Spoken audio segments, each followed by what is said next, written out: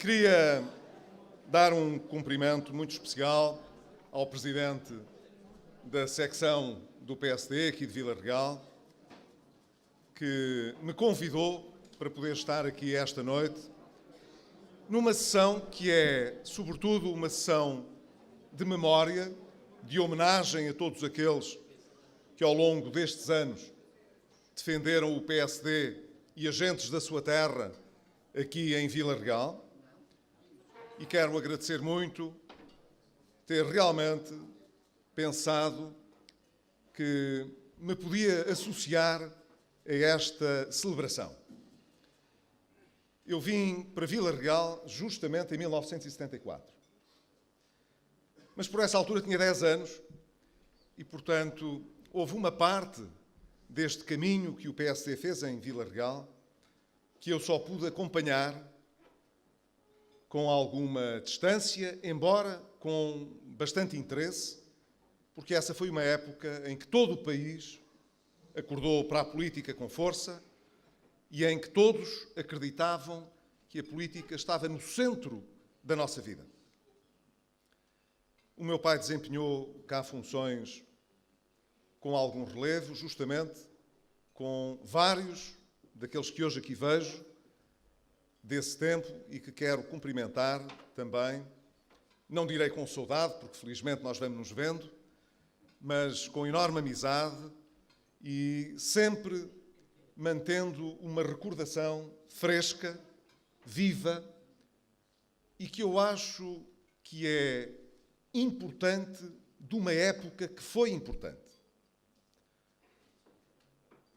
Eu não quero vir aqui falar de mim, evidentemente, porque isso seria uma tolice. Mas quero dizer que testemunhei, a partir daqui, muito daquilo que foi o trabalho que os que aqui estão e aqueles que já aqui não podem estar fizeram durante estes anos. Foi um orgulho enorme poder observar de perto a transformação que foi feita nas nossas aldeias e nas nossas terras. Claro que isso teve responsáveis, presidentes de junta que aqui foram evocados, em particular 2 presidentes de Câmara, que foram grandes presidentes de Câmara ao longo de todos estes anos em Vila Real. Felizmente, ainda aqui temos um, que é o nosso querido Armando Moreira, e outro que infelizmente não temos, e que era um grande amigo meu, o Dr. Manuel Martins. Ambos tiveram equipas extraordinárias que, nas variações, nas juntas de freguesia, transformaram totalmente o que era o panorama de uma terra que tinha ficado esquecida durante tantos anos. Eu creio que já o disse aqui uma vez ou duas, não levem a mal que eu diga uma terceira ou uma quarta. Quando, com 10 anos, aqui aterrei e fui para a terra do meu pai e da família dele, para Valnogueiras, para Noias de Valnogueiras, eu creio que aquela terra estava como teria estado no tempo do meu avô ou do meu bisavô. Pouco mais ou menos. Não havia eletricidade, não havia saneamento, não havia acessos para coisa nenhuma, porque o que havia eram caminhos que eram feitos por carros de bois, tirando um caminho principal, bastante mal amanhado, que por lá havia. Havia, portanto, muita gente que lutava pela sua terra, por fazer pela sua vida, muita gente já imigrada naquela época, já então muitos velhos, e, à luz dos padrões de hoje, muita falta de qualidade. Mas a qualidade de vida que se conquistou estes anos todos deve-se, evidentemente, ao facto de sermos uma democracia, deve-se ao facto de sermos uma democracia europeia que conseguiu ingressar, então, na Comunidade Económica Europeia, depois União Europeia. O que aconteceu ao nosso país e às nossas terras é indissociável dessa opção que fizemos há tantos anos e que nos fez, nos últimos 30 anos, membros de pleno direito da União Europeia. Não há nenhuma terra, nenhum lugar no nosso país onde não se veja bem patente o que foi o efeito solidário também dos fundos europeus, da nossa pertença à União Europeia. Mas nada disto se teria feito se não fosse realmente tanta gente, gente boa, gente em quem se acreditava, em cada lugar, em cada freguesia. Pessoas, portanto, que mereciam o respeito de quase toda a gente. E foi justamente com essas pessoas pelo país inteiro que se fez o PSD. Na altura o PPD, que depois viria a ser PPD-PSD. E até há pouco tempo ainda tivemos, na sede nacional, pessoas que fizeram parte desse primeiro grupo, com o Vítor António à cabeça, que se aposentou entretanto, e que andava por Vila Real, por Bragança, por Braga, pelo país inteiro, a recrutar, a filiar as pessoas boas, as pessoas respeitadas na sua terra, independentemente da classe social de que provinham. Por isso se dizia que o PSD, o PPD, era um partido interclassista. Não havia classes, destes nem daqueles. Era um partido de toda a gente, mas de gente que queria lutar pela vida, sem favores, e que queria construir um futuro melhor na sua terra. E foi esse o futuro que nós conseguimos construir e devemos-lo a muitos de vós que aqui estáis e a outros que já não puderam estar connosco.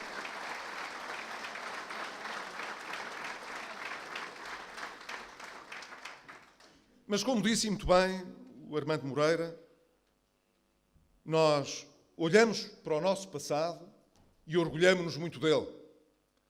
Todos somos um bocadinho aquilo que herdamos e aquilo que nos chegou até nós. Não há nenhuma sociedade com futuro que ignore ou despreze o seu passado, no que ele tem de bom e no que ele tem de mau. Mas a vida de hoje e do futuro não se faz só com o passado. O passado é muito importante, diz-nos o que somos, de onde vimos, os feitos que fizemos, os erros que cometemos, os sucessos que alcançamos. Tudo isso nos ajuda a definir, tudo isso nos diz quem somos, mas não nos diz exatamente o que havemos de ser. O que havemos de ser é sempre o resultado de uma escolha.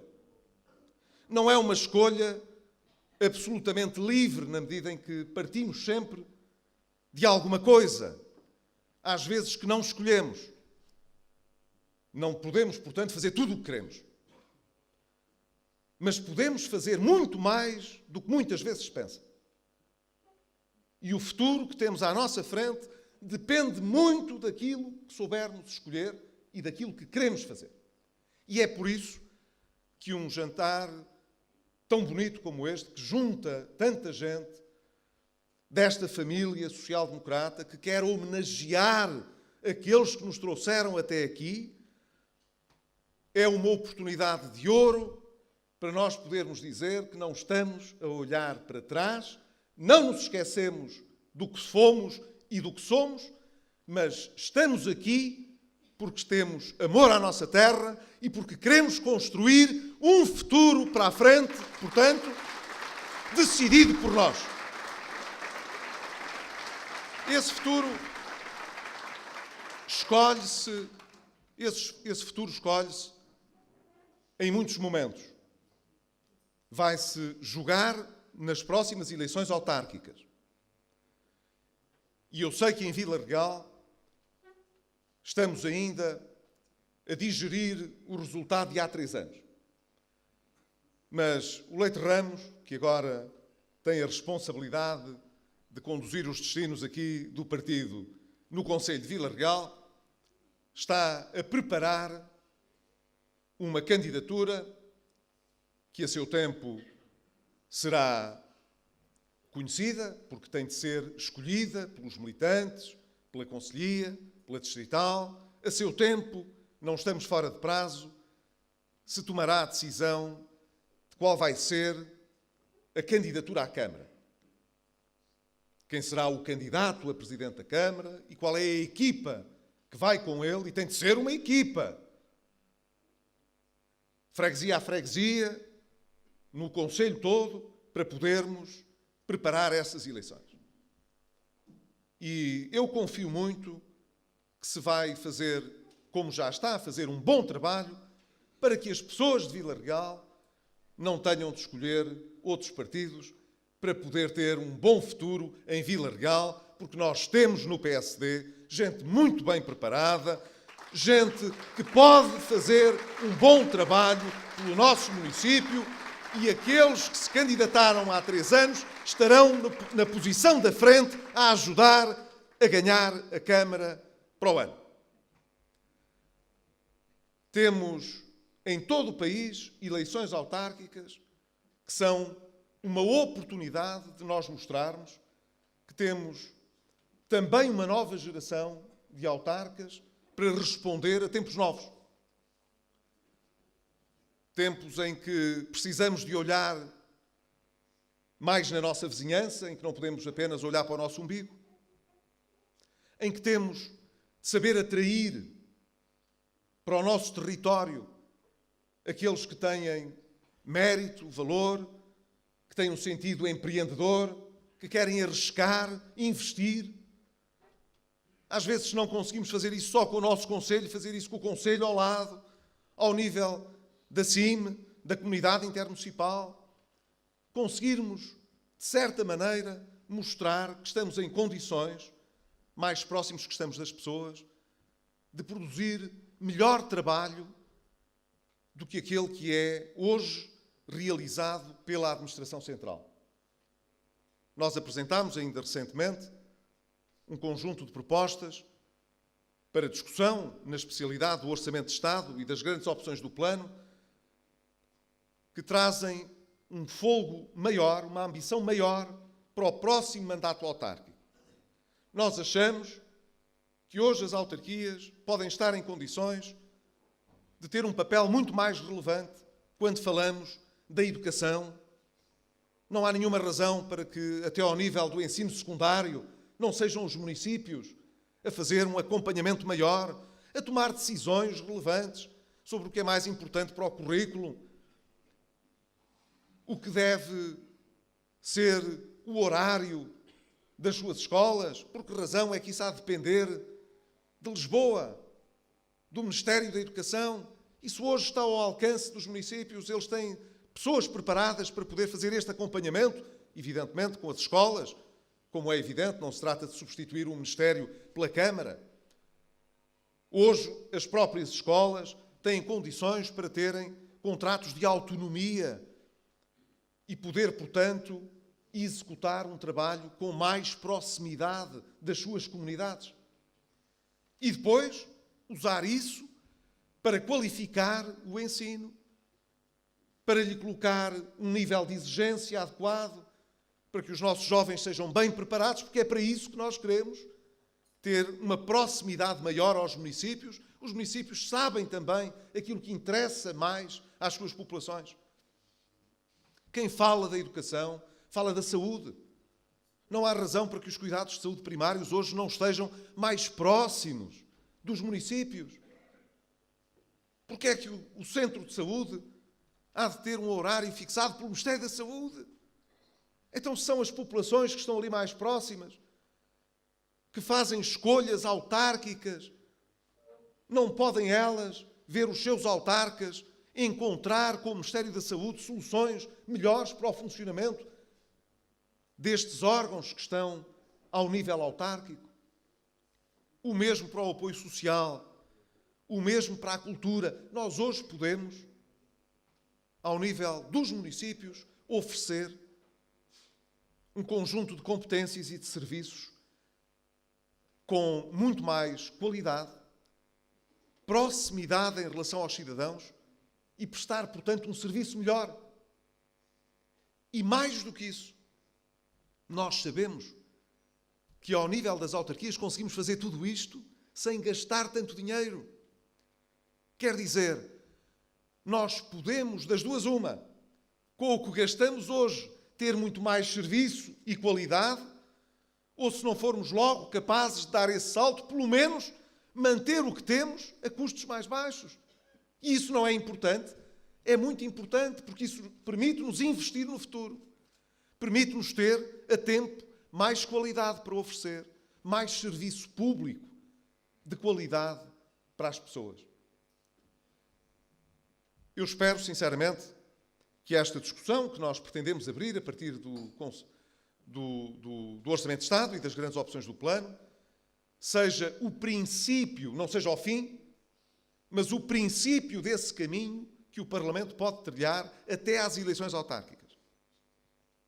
O objetivo não é deixar tudo fechado já no Orçamento, é deixar tudo em aberto a partir do Orçamento e dizer, temos agora, se essa for a vontade do Governo também, da maioria que governa hoje o país, temos vontade de preparar um pacote de descentralização devidamente ambicioso para que as nossas terras possam conhecer um desenvolvimento ainda maior nos próximos anos.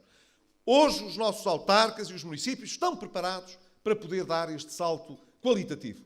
E, portanto, a candidatura à Câmara e às juntas, no próximo ano, tem de ser feita já a pensar num mandato autárquico mais ambicioso, com mais competências do que existiam até aqui, com outro fogo e proximidade com as populações e, evidentemente, com os meios adequados, mas, como digo, não se trata aqui de criar mais impostos e de fazer mais despesa, pelo contrário, é de gastar melhor aquilo que temos.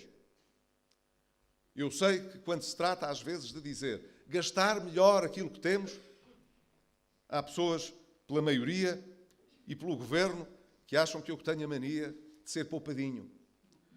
Mas, na verdade, eu sempre achei que se nós pudermos fazer alguma coisa bem feito por 10, porque havemos de gastar 15.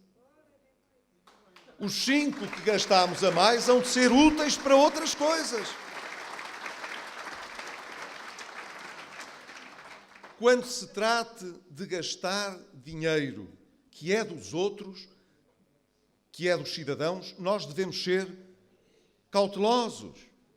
Cada um com o seu dinheiro faz como quiser, mas com o dinheiro que é dos outros, que é dos impostos, e os impostos são pagos, os diretos, por muita gente que pode mais do que os outros, porque essa é a filosofia dos impostos diretos. O IRC para as empresas, para as pessoas coletivas, e o IRS para as pessoas individuais, para os cidadãos. Paga-se em função daquilo que é o nosso rendimento.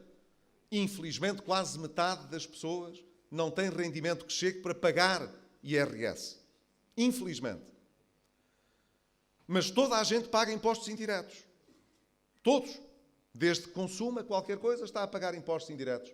Quando compra o pão, quando compra leite, sejam produtos de primeira necessidade, sejam produtos, enfim, mais sofisticados, toda a gente paga os impostos indiretos. Bem sei que hoje o Governo tem esta habilidade de dizer não tem mal aumentar os impostos indiretos, porque as pessoas só gastam se quiserem. A gente sabe que isto é uma farsa. Porque se a intenção de quem está no Governo, aumentando estes impostos, fosse que as pessoas pagassem menos gastando menos, o Estado ficava lá com um buraco. Não ia buscar o dinheiro que precisava e lá voltávamos ao problema do déficit. Quando se aumentam os impostos indiretos, o que o Estado quer não é que as pessoas não gastem, é que gastem e o Estado possa ir buscar o dinheiro. Ora, isso torna-se relativamente injusto para aqueles que têm a menos, que pagam exatamente o mesmo do que aqueles que têm a mais. Tanto paga o IVA a 23%, ou a 13%, ou a 6%, quem é rico como quem é pobre. O que quer dizer que quem é pobre faz um esforço maior porque paga o mesmo que os outros. É por isso que tem de haver um equilíbrio entre impostos diretos e estes indiretos. Se começarmos a carregar muito nos indiretos, favorecemos os ricos. E o esforço passa a ser mais feito por quem tem menos. Portanto, não devia ser um bom caminho. Mas é o caminho que tem sido seguido. E até porque esse é o caminho que tem sido seguido, que eu vou reforçando que é bom que se gaste bem o dinheiro que é pago com tanto esforço, até por quem tem pouco. E nem sempre isso tem acontecido. Manifestamente. Mas o que me preocupa, sobretudo, é que nós estejamos a olhar para o próximo ano e para estas eleições autárquicas e estejamos não a ver apenas o período que se pode abrir para no Parlamento se poder realmente aprovar um pacote de descentralização como deve ser, mas que o Governo e a maioria esteja a olhar para as eleições de uma forma que não é imparcial. Eu sempre aprendi, desde o tempo do Dr. Sá Carneiro, que nós, quando estamos no Governo, não podemos distinguir entre o que é de um partido e o que é de outro. Porque quando se está no Governo não há partidos. O Governo é do país e é de todos. Alguém, quando é Ministro ou Secretário de Estado, tem de se comportar como um membro do Governo. Não pode andar a fazer política partidária. É por isso que quem anda nas reuniões dos partidos não leva aos cargos do Estado. É por isso que quando um membro do Governo vai a algum lado, não é para se reunir com os do seu partido. É para falar com todas as pessoas. Não é para fazer uma catilinária contra este partido ou contra o outro. Isso faz o dirigente partidário. É normal, é assim. Os dirigentes partidários devem, em democracia, confrontar as suas ideias. Mas os membros do Governo têm de se comportar de outra maneira. Têm de ser membros do Governo. Não podem andar a arengar contra este partido ou contra outro partido. Mas isso nem sempre se observa. Pelo contrário, do Parlamento a qualquer sítio que seja visitado, a regra tem sido outra. A regra tem sido a de fazer de lugares públicos lugares de influência partidária. E eu acho que isso não está bem. Mais do que isso, nós olhamos para algumas soluções que estão neste Orçamento de Estado e perguntamos-nos a nós próprios se quem está a propô-las respeita a isenção democrática e respeita as pessoas. Reparem bem, a sobretaxa no IRS é um imposto que foi criado numa altura de grande aperto e de grandes dificuldades. Todos sabem, na última campanha eleitoral, eu comprometi-me a acabar com a sobretaxa nesta legislatura, em 4 anos. O Governo e a maioria que o apoia decidiu que não, que ela tinha de acabar num ano. E quando esse ano se aprontava para terminar, que foi este, resolveu dizer que, afinal, a sobretaxa ainda ia durar mais algum tempo. Mais um ano. Muito bem. Eu tinha dito que podia levar 4 a ser removida. Se eles querem remover em 2, muito bem. Como é que a sobretaxa é removida? Como é que a gente paga o IRS? O IRS é um imposto anual. O que é que a maioria inventou? Inventou que agora a sobretaxa ia ser removida aos meses. Até X mês vai uma parte, até outro mês vai outra parte. E a gente sabe que isto não é assim. Quer dizer, isto é uma mentira. A sobretaxa aplica sobre o IRS e o IRS é um imposto sobre os rendimentos do ano todo. Nem é até janeiro, nem até março, nem até... É o ano todo. Uma coisa é a retenção na fonte, aquilo que o Estado vai pondo e pede a quem paga que ponha de lado por conta do imposto que se há de vir a pagar. Há outros que acertam as contas no ano a seguir. É assim. E depois pagam pelo ano todo. Não há nada de sério em dizer a partir de tal mês deixa de pagar a sobretaxa. A sobretaxa é pelo ano todo. Não é até mês nenhum.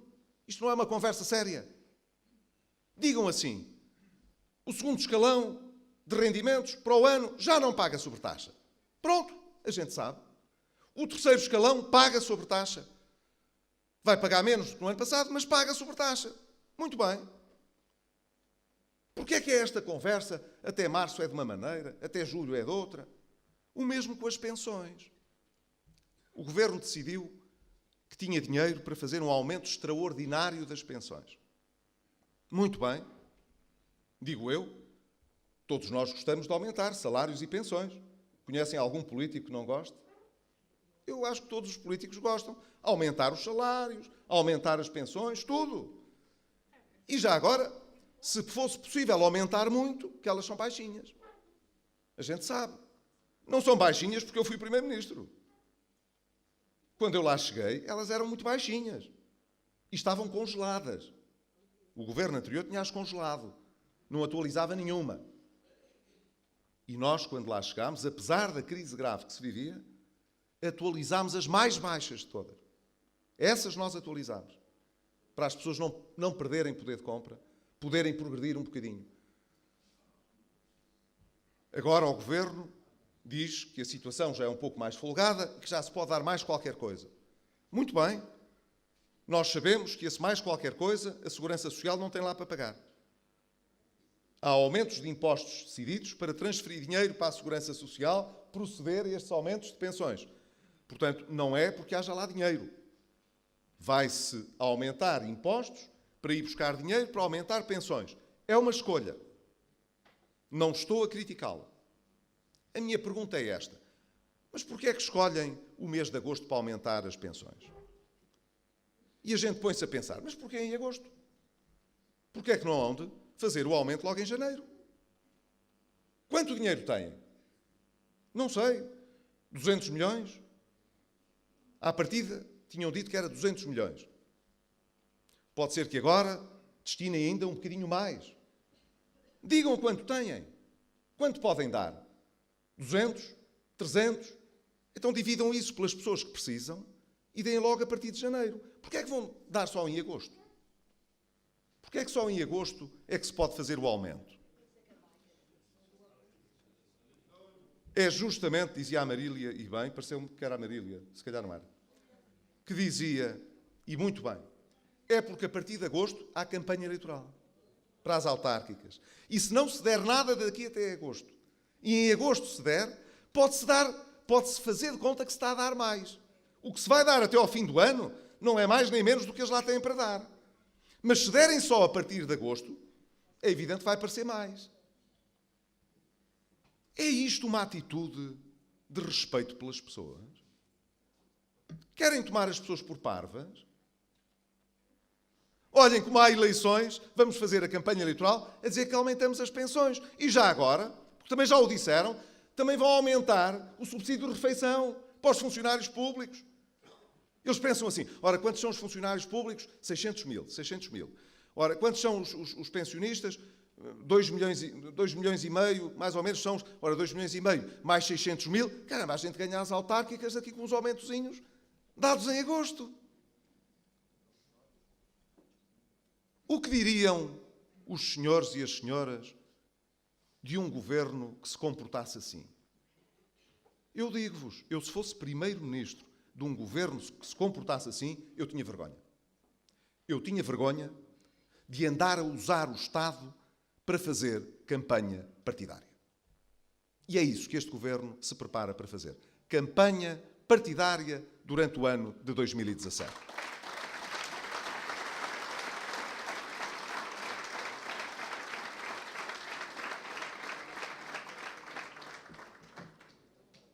Vamos deixá-los fazer a sua campanha. Mas têm de nos ouvir. Porque a campanha que estão a fazer devia envergonhá-los. Mostra que não têm respeito pelos lugares que ocupam e não têm respeito pelas pessoas. Se as respeitassem, tratá-las-iam por igual e como deve ser. Sem se apropriarem daquilo que é a presença no governo para fazer política partidária. Deixo, portanto, aqui o repto claro ao governo e à maioria. Essa foi, de resto, uma das propostas que apresentámos. Se quer aumentar as pensões, e nós achamos bem, que diga que dinheiro é que tem para o fazer. E esse dinheiro, porque ele nem é nem mais nem menos do que aquilo que o Governo disser que tem, que dê a partir de janeiro e que dê às pessoas todas que precisam. E se fizer isso, então está a melhorar a situação dos pensionistas, como eles merecem, mas não está a fazer política partidária. Se mantiver a sua proposta de querer usar o Estado para fazer campanha partidária, vai fazê-lo, mas não vai dispensar-se de ouvir a crítica de uma oposição que existe para dizer que os portugueses merecem ser tratados com respeito.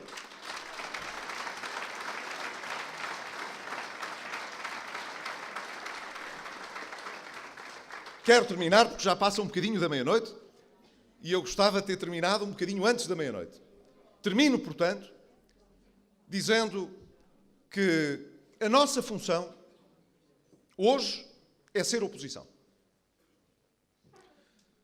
Eu julgo que não foi a situação que nós escolhemos.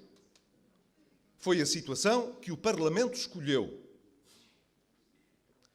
Julgo não ser abusivo dizer que, tendo a coligação que encabeçamos ganho as eleições, tendo ganhado as eleições, peço desculpa, a nossa obrigação era ter formado um governo, que foi o que fizemos. O Parlamento entendeu que esse governo não devia governar. Está no seu direito. Nós exerceremos, então, a nossa função de oposição. E a oposição tem duas coisas muito importantes. A primeira é representar aqueles que votaram nela. É por isso que, em democracia, não há donos da verdade. Nós devemos sempre respeitar os mandatos que recebemos. Ninguém votou em mim, nem no PSD, nem na coligação que nós incluímos para tornar o programa do Partido Comunista ou do Bloco de Esquerda o programa do Governo. Não esperem, portanto, de quem foi eleito pelo PSD que esteja a representar no Parlamento as propostas do Bloco de Esquerda ou do Partido Comunista. Isso é o que está a acontecer, mas é por vontade do Partido Socialista. Nós não estamos a representar os que votaram no Partido Comunista nem no Bloco de Esquerda. Estamos a representar aqueles que votaram no PSD. E os que votaram no PSD não nos mandaram votar a favor das ideias do Bloco de Esquerda nem do Partido Comunista. Portanto, ser oposição é representar aqueles que votaram em nós. Dir-me-ão, mas hoje se calhar está mais na moda prometer coisas como prometem no Bloco e no PC e no PS. Eu não sou de modas. E o PSD também não é de modas. Porque no dia em que for de modas, esquece daqueles que votaram no PSD. E aqueles que votaram no PSD esperam de nós rigor, exigência e que possamos defender os interesses de uma sociedade livre, aberta, exigente, competitiva e justa. É isso que nós queremos fazer no Parlamento. E por isso apresentamos as nossas ideias. Mas são as nossas ideias. Não nos critiquem por apresentarmos as nossas ideias, porque nós não estamos lá para apresentar as dos outros. Estamos lá para apresentar as ideias daqueles que votaram em nós. Essa função de representação é fundamental em democracia. Não vale a pena vir criticar quem pensa de outra maneira, porque, felizmente, não temos um país de pensamento único. Segundo, a função da oposição é fiscalizar o governo. É para isso que nós lá estamos, para fiscalizar o governo. E quando estivemos no governo, tivemos uma oposição que fiscalizava o nosso governo. É assim a democracia. Não venham dizer que devemos estar todos de acordo, portanto, e que não devemos criticar as políticas. Eu, às vezes, quando ouço alguns comentários políticos e se percebe que existe uma certa incomodidade por nós não estarmos de acordo, devíamos estar mais de acordo, devíamos mudar mais qualquer coisa, ir mais ao encontro daquilo que diz o governo e a sua maioria. Mas isso não é democracia. A oposição não é o bota abaixo. E nós nunca fizemos oposição de bota abaixo. Nunca. Nem com o Sá Carneiro, nem com o Mota Pinto, nem com o Balsemão, nem com o Cavaco, nem com o Durão Barroso, nem com o Santana Lopes. Nós nunca fizemos oposição, nem com o Fernando Nogueira, nunca fizemos oposição de bota abaixo. Com ninguém. E recusamos as políticas de terra queimada, porque queremos o melhor para o nosso país e para o nosso futuro. Mas fazemos oposição. E, portanto, têm mesmo de contar connosco. Não vale a pena esticarem o lençol para esperar que toda a gente se deite lá, para estarmos todos, como se costuma dizer, numa boa. Agora temos de estar todos numa boa. Quem não está numa boa e não está de acordo, não está bem. Deve mudar. Não, senhor. Nós devemos fiscalizar o governo, denunciar o que está mal e exigir, em nome daqueles que votaram em nós, que as coisas possam ser diferentes. Mas se o governo não quiser fazer diferente, pelo menos que saiba assumir responsabilidades. E isso é uma coisa que hoje escasseia muito. Assumir responsabilidades. Ainda hoje assistimos a mais um episódio lamentável. O governo que aprovou um decreto-lei para isentar aqueles que iam exercer funções de gestão pública no maior banco português, vieram dizer que nunca se tinham comprometido com nada. Disse hoje o nosso líder parlamentar, e muito bem, Messa. Então, os mesmos que vieram dizer, não, a gente mudou a lei, justamente para que os gestores não tivessem essas obrigações, agora vêm dizer que não se comprometeram com nada? Por quem nos tomam? Tomam os portugueses por gente muito distraída, que não liga ao que se está a dizer? Não há vergonha? Diz o que se quiser, isto e o seu contrário. Muda-se a lei para aquele propósito, convida-se aquelas pessoas dentro de uma nova lei e depois diz, não, isto agora não temos nada a ver com isto agora é com os tribunais. Vejam lá qual é a lei que está a valer, que a gente já nem sabe qual é a lei que está a valer. Vejam lá, resolvam isso, isto não é connosco. É um despudor tal que eu penso que não é só uma indignidade para a função do Estado, que é uma indignidade para a função do Estado, eu acho que é também uma total falta de ética política. Se isto não é bater no fundo, o que é bater no fundo? Se isto não é faltar ao respeito às pessoas, o que é? Eu não sei quais são os compromissos que foram realizados ou não. Quaisquer que tenham sido esses compromissos, pelo menos que as pessoas tenham a hombridade de dizer o que é que combinaram. Eu acho que já toda a gente percebeu o que se passou. Pelo que foi dito e pelo que não foi.